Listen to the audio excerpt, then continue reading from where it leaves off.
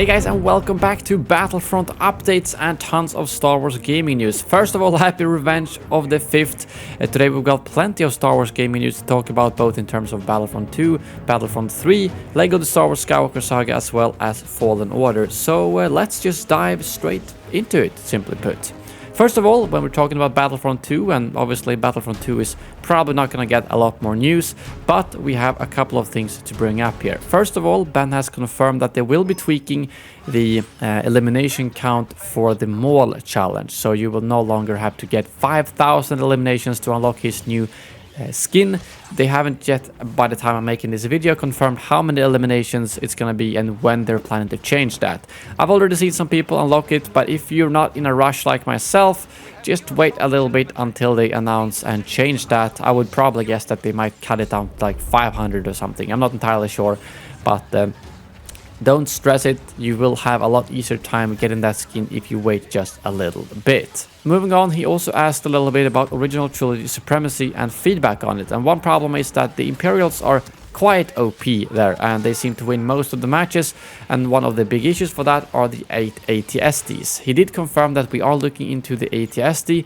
We have seen that feedback. We don't have the option to do wholesale changes, but we'll do what we can. So I'm assuming because the team is no longer working on Battlefront 2, they have to do very simple server changes, as they can't do more patches to the game, which really sucks.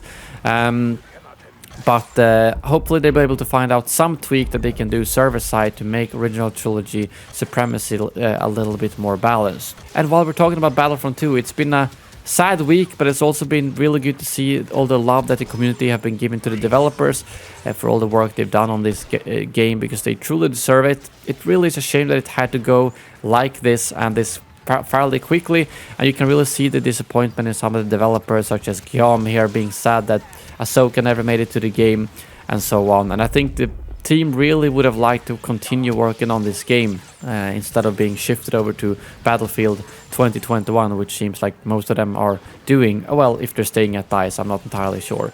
But yeah, it's sad. I really wish the Battlefront 2 would have continued. It really deserves that, to be honest, and it still has a really strong player base, and you can see the interest in the game and well, the reaction when they said that they were ending support. Well, now let's talk a little bit about Battlefront 3, or the Battlefront 3 that's probably not coming, because Bespin Bulletin has some details here on well, what's going on with Battlefront 2 and not Battlefront 3. Bespin Bulletin has been a very, well, legitimate leaker, I guess you could say, about Rise of Skywalker stuff, and he seems to have a lot of sources at, well, around both the gaming and movie industry. So again, it's not official information, but it's not just some random information either. He said the following: many fans began speculating, hoping and getting excited. The end of content meant that a third Battlefront was on the horizon. Unfortunately, here to tell you, it's not. For a month or so, I've been hearing that the end was very near for Battlefront 2. I didn't know when, but I was getting word that it was happening, and honestly, I didn't expect it to be this quick. Personally, I was hoping for DICE to have one last hurrah, a return to the Clone Wars with the addition of the highly requested heroes Ahsoka and Ventress, alongside Coruscant, as I expected many fans were also. But from what I'm hearing, there is no Battlefront 3. Most of the team at DICE working on Battlefront 2 will be shifted to Battlefield 2021, a game that EA are determined to make a return to form following the disappointing Battlefield 5 in 2018. Right now, there is no plans for a Battlefront 3. I hate to be the bearer of bad news, but here we are. Enjoy the Battle of Scarif update. Share some kind messages to the team at DICE who worked ever so hard on Battlefront 2, and may the force be with you. So yeah, there really doesn't seem to be any plans for Battlefront 3 right now, and if they're not working on it now, that means that if they do decide to start working on it at some point, it's gonna be years and years out. Well, it also means that Lucasfilm has to extend the license for EA, unless some other studio or publisher is planning to make a Battlefront 3 at some point. But I'm gonna have a separate video soon where I'm just gonna be discussing basically the future of Star Wars games. In some good Battlefront news, Battlefront 1, the original, has actually got an online support again, both through Origin and Steam. So, well, now you can jump in much easier to play the classic Battlefront 1 online. You can also play the classic Battlefront 2 online. So, well, I think that's good. So right now you got 4 different Battlefront games that you can play online. Moving on to some other Star Wars gaming news. LEGO Star Wars The Skywalker Saga got its official box art yesterday, and they And they reiterated once again that the game is coming out later this year. They also said that the game contains almost 500 characters, hundreds of which are playable for you. So this is by far the largest game so far. And as you might already know, it will be spanning the entire 9-film saga. So it's going to be a massive game. And as far as I understand, you can also jump in a little bit where you want. You don't have to play from the start of the Phantom Menace, but you can jump in at the era or movie that you want to play at, giving the player a little bit more freedom instead of forcing them through a linear story. In some other really good Star Wars gaming news, Fallen Order got a very surprising free update yesterday with some really good additions to the game that people have been requesting since the launch, basically. The big one probably being the meditation training, something you can access once you've played through the entire game once. It has two different modes to it. The first one being combat challenges.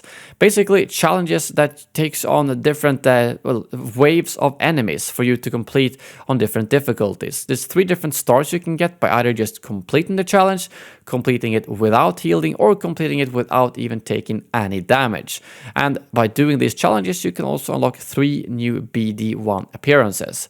But the second mode, Battle Grid, allows you to create your own scenarios, tweak difficulties, enemies, and much more. So that really gives you a lot of freedom, and that's the kind of thing that can give these kind of games a lot more longevity when people can create the kind of scenarios they want, and basically the possibilities are endless. And it's really something that I'm glad they added, as I was able to play a wave mode before the game was even launched and wondered why they didn't add it to the game, but it was probably not finished. Well, now it is in the game. And in the Battle Grid mode, you can add stuff like Jaro Tapal or Inquisitor version of Cal. So pretty much everything that's in the game you can use in the Battle Grid mode.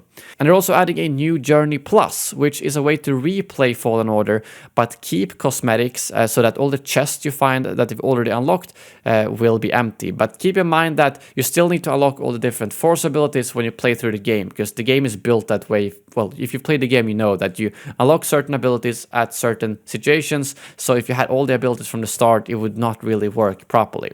And this is also in the new Journey Plus, where you can access the meditation training.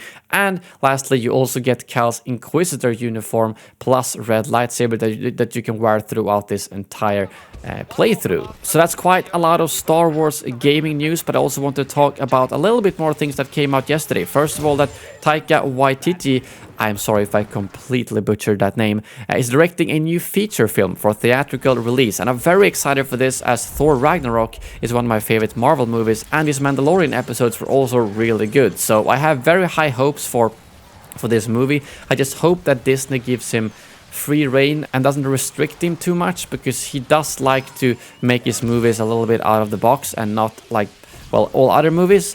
So I really hope that, well, he gets free reins to do whatever he wants to, basically. They also announced that Leslie Headland is developing a new Star Wars series for Disney+. I honestly am not familiar with any of her work, so I'm not sure what to expect out of that series, since we don't know what it's going to be about either. And last, I also wanted to add in a couple of words on the finale of Clone Wars. So if you haven't watched it, I would click away from this video right now, as I will be talking a little bit about spoilers. But I just wanted to say that what an amazing last arc for the Clone Wars series. Both Ahsoka, Rex, and Maul were absolutely fantastic. Honestly, my favorite part is probably Maul just wrecking in that corridor, throwing doors and decapitating clones and like cutting off their arms. It was just really brutal, and I think that scene might have topped Darth Vader in Rogue One for me, to be completely honest. And then obviously the ending scene with Vader on that whatever the planet was, finding one of Ahsoka's lightsabers.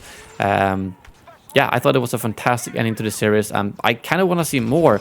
And I'm hoping that it would be really nice to get an animated series that were, well, during that time frame, basically right after Order 66, a year or two after maybe.